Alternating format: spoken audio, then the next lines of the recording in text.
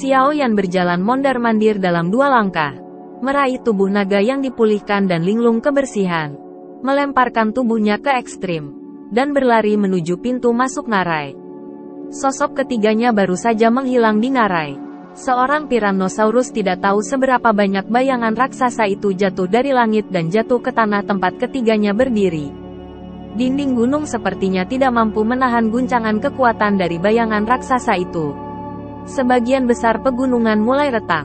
Batuan yang tak terhitung jumlahnya membawa debu yang bergulung turun dari puncak gunung. Dan kekuatan ketiga orang dari ngarai terangkat. Xiao Yan tidak menoleh ke belakang. Semangat juangnya berubah tajam di tubuhnya. Dan kecepatannya tiba-tiba meningkat. Dia membawa kedua pria itu ke dalam hutan lebat. Dan berhenti berjalan tanpa mengetahui seberapa jauh mereka. Membiarkan mereka turun. Apa itu tadi? Yang bersih, ketakutan, ragu-ragu, bersandar pada pohon besar masih sedikit gemetar di perut, merasakan daun menggulung. Batu api ditembakkan beberapa kali sebelum nyala api menyala, dan daun menggulung beberapa suap sebelum perlahan-lahan menjadi tenang. Long Yan juga terkejut. Tekanan tak berwujud yang baru saja berlalu membuat Long Yan merasakan ketakutan untuk pertama kalinya setelah memasuki fantasi. Dan dia tidak dapat menahan diri untuk melihat Xiao Yan dengan bingung. Hanya ketakutan terhadap orang bodoh. Xiao Yi, yang masih memiliki wajah penuh, terbang kembali dari atas kepala yang bersih dan bebas debu ke kepala Xiao Yan.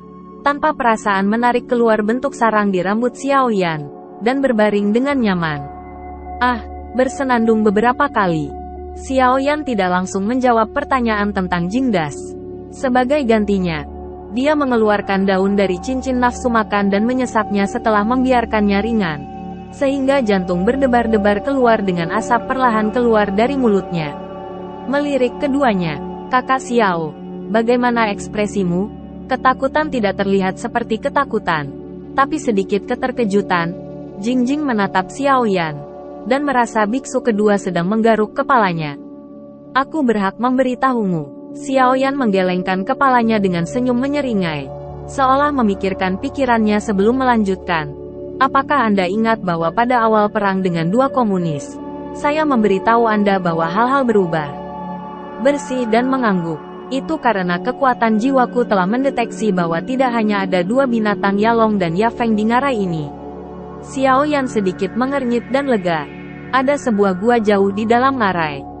Ada World of Warcraft yang lebih kuat. Tetapi saya sedang tidur saat itu. Jadi saya meminta Anda untuk membuat keputusan cepat. Tapi saya tidak menyangka bahwa pertempuran itu masih membangkitkan World of Warcraft ini. Untungnya, kami telah menyelesaikan kedua monster itu. Jika tidak, konsekuensinya bisa menjadi bencana." Mendengarkan ucapan Xiao Yan, keduanya memikirkan kekuatan tanah longsor yang disebabkan oleh World of Warcraft yang kuat dan menghirup udara. Jika mereka mundur selangkah sekarang, mereka masih akan menjadi masalah jika mereka bisa keluar dari ngarai. Setelah mengerang sebentar, dia diam-diam bersukacita atas bersihnya debu sebelum mengangkat kepalanya untuk bertanya pada Xiao Yan. "Saudara Xiao, apakah kamu tahu apa itu Warcraft? Apa kekuatannya?" Awalnya saya tidak mengetahuinya, karena ketika saya mendeteksi nafasnya yang kuat, saya takut itu akan bereaksi. Sehingga kekuatan jiwa tidak berani melanjutkan. Kemudian, Warcraft bangkit dan mengusirnya. Baru kemudian ditangkap oleh kekuatan jiwa saya yang menyebar. Pada titik ini, Xiao Yan berkata dengan emosi dan kegembiraan. Saya tidak tahu apakah kita harus beruntung atau tidak beruntung. Jika tidak keluar, kita takut kita tidak akan berhasil. Dikejar. Beritahu saya apa itu. Warcraft. Tapi saya tidak tahu harus berbuat apa. Petik 2. Berbicara sudah lama. Kamu belum mengatakan apa itu Warcraft. Melihat Xiao Yan mendesah. Dia cemas dan mengingatkan Xiao Yan. Maaf. Saya punya permen seperti kekacauan. Xiao Yan tersenyum kecut. Dan kemudian kata-kata itu mengejutkan keduanya seperti guntur. World of Warcraft ini punah di benua-benua. Untuk waktu yang lama. Kekuatan kura-kura diperkirakan tidak kurang dari puncak 6 bintang. Petik 2. Puncak 6 bintang, tidak lebih rendah dari. Mulut Jingdu melebar begitu banyak sehingga dia hanya berteriak kembali setelah beberapa saat. Aku yakin. Kita di puncak bintang 6 masih kentut. Kakak Xiao. Tidakkah kamu ingin melawan ide inti sihir Warcraft ini? Petik 2. Aku tidak tertarik dengan inti sihir kura-kura inti ungu. Tapi, kata Xiao Yan setelah melihat Jingdu sebentar. Lalu dia menambahkan nadanya. Cangkang kura-kura hati ungu adalah obat impianku. Dan bahkan itu dapat dikatakan bahwa itu terkait dengan kebangkitan orang-orang Xiao saya. Tentu saja, Long Yan tahu bahwa cangkang kura-kura adalah bahan obat utama untuk memurnikan Zixin dan matanya tiba-tiba berubah. Dari keterkejutan ke keterkejutan. Tetapi ketika dia memikirkan kekuatan kura-kura Zixin, matanya menjadi gelap lagi. Itu dia, Jing membersihkan tangannya dan menggosok kepalanya untuk waktu yang lama. Membuatnya rambut berantakan bahkan lebih tak berbentuk. Mengapa obat-obatan yang kamu inginkan? Xiao. Terkait dengan Warcraft sesat itu? Menurutku, Xiao Yan memutar matanya dengan panik. Mengapa saya tidak ingin ramuan yang saya butuhkan mengikuti saya seperti lobak di mana-mana? Tapi ramuan yang dibutuhkan untuk ramuan langka ini pasti sangat langka. Kalau tidak, itu tidak langka, bukan? Itu yang aku katakan. Jing Wuchen menghela nafas, dan berkata dengan sedih. Tapi kekuatan kura-kura hati ungu ini ada. Apa yang bisa kita lakukan? Itu akan mati begitu saja. Dan keberanian seorang suami yang ceroboh tidak ada artinya. Apa? Disinilah masalahku. Xiao Yan menggelengkan kepalanya dan bergumam. Duduk bersila di atas daun tebal. Menggosok jari-jarinya dengan alisnya. Dan berpikir keras. Aku berkata, Saudara Xiao, apakah kamu lupa satu hal? Jing Wuchen menarik dedaunan. Dan tiba-tiba memikirkan sesuatu. Kami belum berurusan dengan tubuh kedua Yalong Yafeng. Hati-hati dengan Long Yu. Dibandingkan dengan Purple Heart Turtle. 2 Six Star Warcraft di masa-masa awal tidak bisa membuat Xiao Yan tertarik. Apalagi kedua monster itu sangat besar. Bahkan jika mereka menumpahkan banyak darah. Yang tersisa cukup bagi Xiao Yan untuk menyempurnakan Huidan. Xiao Yan sedang tidak mood untuk menanganinya sendiri. Xiao Yaner menyerah. Dan 2 mayat besar tiba-tiba muncul di tanah. Kemudian Xiao Yan benar-benar mengabaikan bagaimana keduanya berurusan dengan mayat Warcraft. Dia menopang pipinya dengan tangannya. Dan alisnya menjadi semakin kencang. Bagaimana cara melakukannya? Bagaimana cara melakukannya? Xiao Yan bergumam terus-menerus. Pikirannya berkelebat ke dalam gua darah pembunuhan. Darah di tanah. Bulan darah yang aneh. Ketika bayangan di benaknya terus berkedip kembali dalam bayangan pedang cahaya. Dia sepertinya menangkap apa yang ada di hatiku. Mata semakin kuat. Kami bertiga masuk. Dan hanya ada mereka bertiga di sepanjang jalan. Tapi semua orang yang terbunuh dan terbunuh berkelompok. Xiao Yan menyentuh hidungnya. Ketika kekuatannya tidak mencukupi. Itu semacam bantuan dengan kekuatan eksternal. Ide bagus. Hahaha. Akhirnya aku menemukan cara. Xiao Yan berdiri dan melompat. Dan dedaunan di kakinya terciprat bersih. Benar-benar, melihat Xiao Yan dengan bersih. Xiao Yan muncul dengan keterkejutan di wajahnya pada saat yang bersamaan. Baiklah, kata Xiao Yan riang. Karena kami terlalu kuat. Kami mengabaikan pentingnya kekuatan eksternal. Karena semua orang bisa bergabung untuk melawan musuh yang lebih kuat. Kenapa kita tidak bisa membentuk tim sementara untuk menghadapi Purple Heart Turtle? Xiao Yan mengepalkan tinjunya dan menjadi semakin bersemangat. Saya percaya bahwa banyak orang masuk jauh ke dalam tembok bagian dalam. Saya melihat bahwa Warcraft yang saya temui semakin kuat, dan saya pasti memiliki ide yang sama. Petik 2. Ayah sangat masuk akal. Itu ide yang bagus. Long Yan setuju dengan pengumpulan darah Warcraft dalam botol batu giok. Tapi, ekspresi sekilas di wajah Jing Wuchen menghilang, dan ragu-ragu. Setiap orang yang bisa bertahan di sini adalah seorang gangster atau keluarga dengan keluarga yang luar biasa dan kekuatan yang baik. Mengapa mereka harus bergabung dengan kita, tim? Atau apa bisakah kita memberi mereka untuk membuat mereka terpesona? Anda tahu, ini adalah gua darah yang membunuh. Jika tidak ada kepercayaan antara satu sama lain atau pengekangan kekuatan di belakang, itu dapat diserang balik oleh godaan kepentingan kapan saja. Yah. Hanya karena kekuatan ayahku sangat kuat untuk mereka, aku juga bisa memberi mereka obat yang bagus untuk memulihkan semangat juang dan penyembuhan mereka. Aku tidak percaya mereka tidak keberatan. Long Yan mendengus dingin. Saya tidak menyangkal bahwa kekuatan tempur Brother Xiao memang sangat menggoda. Tetapi semakin kuat kekuatan Brother Xiao, semakin khawatir mereka. Jing Wuchen terus khawatir, dan melanjutkan.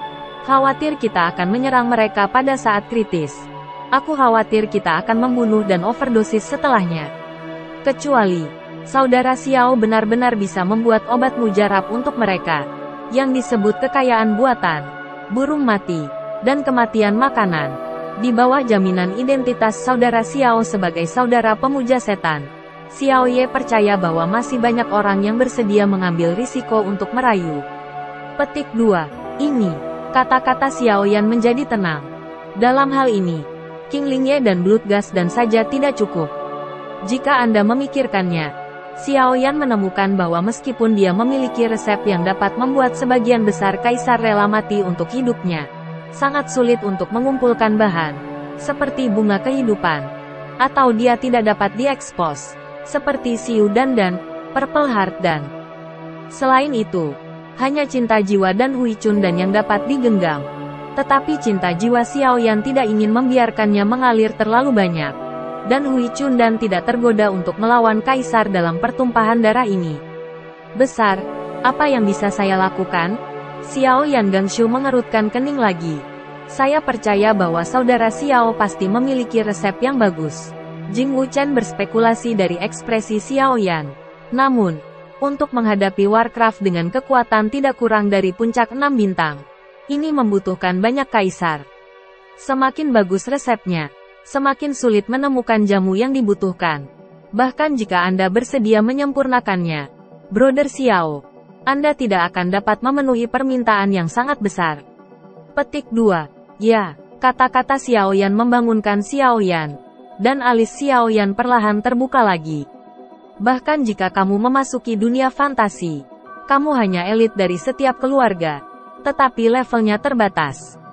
Jika kekuatannya tidak cukup, hanya Ken menggertakkan gigi Warcraft itu. Kecuali kita menggunakan taktik manusia untuk mengumpulkan kemenangan, ini akan terlalu mahal, dan itu benar-benar tidak sepadan. Xiao Yan dengan tegas berkata, karena ini, kita mungkin juga mencari bantuan yang benar-benar kuat. Bahkan jika itu untuk memperbaiki beberapa obat mujarab yang langka juga layak. Mungkin Anda juga bisa berteman dengan orang ini. Bunuh 2 burung dengan 1 batu. Kenapa tidak bahagia? Kata-kata Xiong Xiao sangat benar. Kecemasan Jing Wuchen berangsur-angsur berkurang. Tetapi masih bertanya pada Xiao Yan dengan sedikit kebingungan. Lalu tangan kuat apa yang ingin ditemukan Xiao Xing? Karena penyempurnaan tidak diperlukan. Itu harus elit di antara elit. Dengan kata lain, setidaknya harus super jenius. Xiao Yan menghembuskan napas perlahan, lalu berkata, akan lebih baik jika itu adalah seorang jenius yang tiada taranya. Jenius tak tertandingi. Xiao Yan tidak bisa berpikir untuk menempatkan ide seperti itu pada tingkat seperti itu. Dan dia tidak bisa tidak berseru. Jenius tiada taraf yang datang ke dunia fantasi sangat jarang. Awalnya ada 5 kata kecuali kata-kata Brother Xi. Tapi 2 di antaranya, 1 dibunuh oleh saudara Xiao, 1 dihapuskan oleh saudara Xiao, dan yang lainnya sangat ingin membunuh kami. Tidak ada kemungkinan aliansi. Petik 2. Jadi, hanya ada 2 saudara yang dicari Xiao Xiao. yaitu kekacauan keluarga Warcraft dan naga iblis yang marah. Jing Wuchen perlahan mengusir penindasan di hatinya, dan menjilat bibirnya yang kering untuk melanjutkan analisis. Tetapi ketika kami memasuki fantasi, kami semua melihat ada banyak penjaga di sekitar naga yang marah, dan peluang untuk bergabung dengan kami sangat rendah. Petik 2. Dan kekacauan itu abadi. Tidak sulit untuk melihat di alun-alun bahwa orang ini sangat dingin dan sulit untuk didekati. Tampaknya dia akan dengan mudah bergandengan tangan dengan orang lain. Kenapa aku tidak tahu itu sulit? Xiao Yan mengangkat bahu tak berdaya di hadapan keraguan. Bersihkan saja. Tetapi setelah pertimbangan berulang kali, saya pikir jika Anda menemukan seorang super jenius untuk bekerja sama, kesulitannya hanyalah ilusi yang dangkal. Pernahkah kamu memikirkannya? Beberapa orang super jenius tidak bisa berbuat banyak. Melihat bahwa Jie Jing bingung dengan Long Yan, Xiao Yan menjelaskan dengan sabar. Ukuran ilusi ini dikatakan sebanding dengan seluruh Dizu. Jika Anda ingin menyatukan lusinan jenius super yang tersebar di semua tempat, waktu untuk menemukan orang jauh lebih dari yang kita mampu. Selain itu, kesulitan membujuk lusinan jenius super jelas lebih baik daripada membujuk satu atau dua orang jenius yang tiada taranya. Tidak ada yang mengalahkan. Petik 2. Melihat bahwa ada sedikit kesepakatan antara Jing Shenjing dan Long Yan, Xiao Yan semakin yakin bahwa penilaiannya benar. Humanitas itu rumit. Wortel dan sayuran memiliki cintanya sendiri. Dan tidak semua dari lusinan jenius super itu jatuh cinta. Dengan ramuan, bagaimana saya bisa pergi? Puaskan mereka satu persatu? Petik 2. Jadi begitu. Jing Wuchen tiba-tiba menyadari. Alasan mengapa pemuda itu terkejut sekarang adalah karena dia selalu merasa bahwa para jenius yang tiada taranya tidak dapat dicapai dan dia tidak memenuhi syarat untuk bernegosiasi dengannya. Tetapi pemuda itu mengabaikannya. Andalah yang berbicara dengan mereka. Siapa kamu? Anda benar-benar memiliki kualifikasi untuk bernegosiasi dengan mereka dengan pijakan yang sama. Dengan cara ini, negosiasi didasarkan pada kesetaraan. Dan memang lebih mudah bertemu satu atau dua orang daripada bertemu puluhan orang. Petik 2. Ya, ini persis seperti yang kupikirkan. Xiao Yan mengangguk telapak tangannya. Namun, Jing Jing mengatakan sebelumnya bahwa naga yang marah dan kekacauan tidak mudah untuk bergabung dengan yang lain. Bisakah kita benar-benar melakukannya? Long Yan mengangkat wajah kecilnya. Karena telapak kura-kura hati ungu itu bahkan sedikit berkeringat dingin karena gugup. Jika kamu berani mencoba segalanya, kamu akan setengah berhasil. Xiao Yan Jianmei mengangkat sedikit ketabahan dan mengerang sejenak. Ke dunia fantasi adalah untuk menempa. Sebagai seorang jenius yang tak tertandingi, matanya secara alami lebih tinggi dari orang biasa. Saya hanya menempatkan diri pada posisi dan berpikir sejenak. Jika saya adalah naga yang marah atau kekacauan, target penempaan dalam fantasi akan ditetapkan pada Warcraft yang menantang. Jika saya menebak dengan benar, mereka pasti juga akan menghadapi tantangan yang sulit. Masalah seperti saya. Dengan cara ini, kedua pihak masing-masing akan mengambil apa yang mereka butuhkan. Dan kerjasama akan alami dan alami. Mungkin Anda dapat membangun aliansi sementara tanpa membuang godaan eliksir. Petik 2. Xiao Xiong melihatnya. Jing Wuchen bertepuk tangan dan memujinya. Tentu saja. Dia hanya bisa mengerti mengapa dia berada di tempat yang tinggi.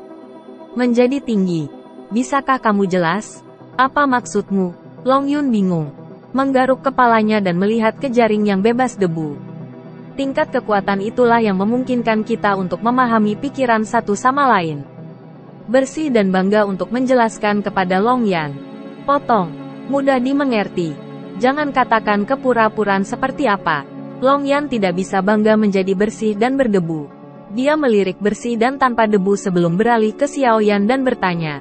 Ayah, saya punya pertanyaan lain. Bagaimana kita bisa menemukan naga dan kekacauan yang abadi? Ini adalah masalah yang paling sulit dipecahkan. Jika kita tidak dapat menemukannya, semua pikiran kita akan hilang. Ketika datang ke hal-hal penting, Jing Wuchen tidak peduli berkelahi dengan Long Yan. Matanya tertuju pada Xiao Yan, dan ekspresinya menjadi bermartabat. Mereka akhirnya akan muncul di sana. Xiao Yan melompat dan berdiri di atas pohon, menunjuk jauh dari pusat lingkaran sihir. Sebagai seorang jenius yang tiada taraf, dia harus menjadi pemenang. Sekarang jarang bertemu di gua darah pembunuhan. Bagaimana Anda bisa melewatkan kesempatan satu sama lain untuk memverifikasi siapa yang pertama? Petik 2. Kata-kata Xiao Xiong masuk akal. Tapi kali ini terlalu kabur. Jika kita menunggu terlalu lama, bukankah penyu hati ungu akan naik lebih dulu? Jingdu mengkhawatirkan wajah ini. Wujudkan sesuatu pada orang. Capai hal-hal di surga. Wajah Xiao Yan Qingxiu menunjukkan senyuman. Dibandingkan dengan langit dan bumi, kita sebenarnya sangat kecil.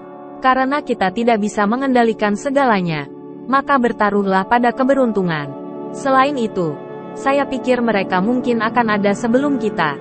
Mengapa? Ada sedikit kebingungan di mata Jingdu Chen dan Long Yan. Dan saya tidak mengerti mengapa Xiao Yan menilai bahwa kedua rekan hebat itu akan pergi ke pusat dunia fantasi terlebih dahulu. Keluarga Warcraft adalah Raja Warcraft. Chaos Immortality tentu tidak tertarik dengan Warcraft. Jika berasal dari perburuan harta karun, dia pasti tidak akan muncul di sini sendirian. Dari sini disimpulkan bahwa Chaos Immortality adalah misi khusus untuk tujuan menantang para jenius pada tingkat yang sama dan mencapai transformasi diri. Di tengah gua darah pembunuh, godaan tak terlihat telah menyebabkan masuknya Kaisar Ember yang tak terhitung jumlahnya. Apakah ada yang lebih cocok untuk ditantang daripada di sana? Petik 2. Melihat bahwa tidak ada yang namanya debu bersih dan naga, Xiao Yan melanjutkan. Adapun naga yang marah, itu adalah kejeniusan yang tiada taraf dari suku iblis. Suku iblis harus menghabiskan banyak sumber daya untuk berkultivasi. Dan biasa harta karun sulit dilihat. Berburu dan membunuh Warcraft tidak terlalu berguna bagi monster. Ia tidak dapat menelan inti sihir untuk meningkatkan kekuatannya atau memiliki bakat untuk memurnikan ramuan. Oleh karena itu, naga yang marah memasuki fantasi. Salah satunya adalah untuk marah sendiri. Dan yang lainnya adalah menanggung kemuliaan monster. Anda pasti ingin menjadi yang terbaik dalam pengalaman fantasi dan memenangkan kemuliaan bagi iblis. Petik 2. Kakak Xiao mengatakan sesuatu untuk membiarkan lelaki kecil Mao itu pergi. Jing Wuchen tidak bisa membantu tetapi menyela. Saya juga berpikir bahwa kemuliaan adalah hal yang paling penting bagi Nulong. Dan dia kemungkinan besar akan bertemu dengannya di tengah ilusi. Long Yan juga sering mengangguk. Banyak kekhawatiran di hatinya. Dan senyum kecilnya berangsur-angsur semakin kuat. Tapi masih ada masalah untuk Xiao Ye. Jing Wuchen pasti tiba-tiba berkata setelah kata-kata Xiao Yan. Dia memandang Xiao Yan dengan ragu-ragu dan bertanya, jadi mengapa kamu datang dari saudara Xiao? Xiao tidak mempercayai saudara Xiao hanya demi rumput impian. Sepanjang jalan, saya melihat bahwa saudara Xiao sangat tertarik pada inti sihir, darah Warcraft, bahan obat, dan 3 keajaiban, dan membawanya ke dalam pelukannya. Jadi sepertinya yang diinginkan saudara Xiao, pasti bukan hanya demi penempaan. Perburuan harta karun juga merupakan bagian yang sangat penting. Tetapi saudara Xiao juga seorang jenius yang tak tertandingi. Mengapa dia hanya membawa seorang anak laki-laki? Petik 2. Pertanyaan tiba-tiba Xiao Yan membuat mulut Xiao Yan berkedut, dan dia menjelaskan untuk sementara waktu.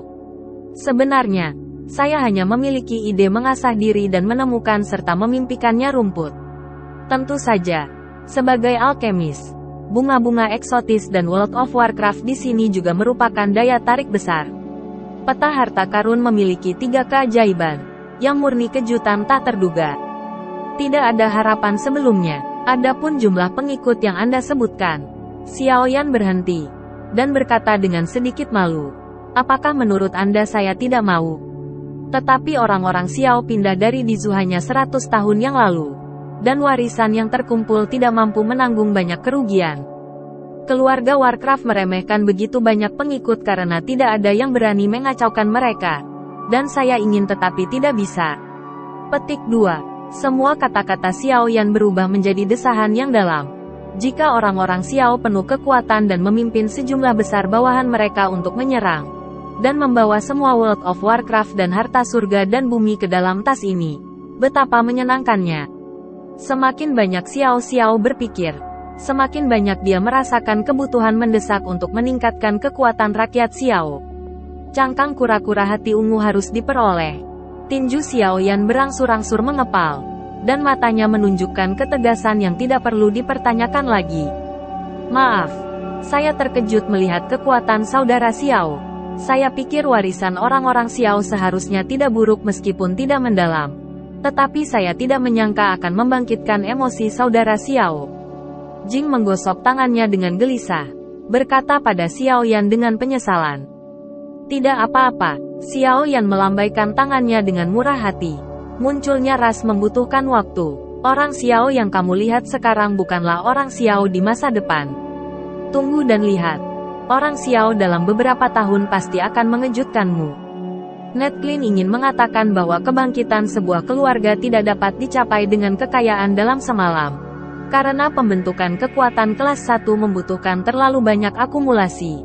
Apalagi pelatihan bakat membutuhkan waktu yang lama, bukan dalam semalam.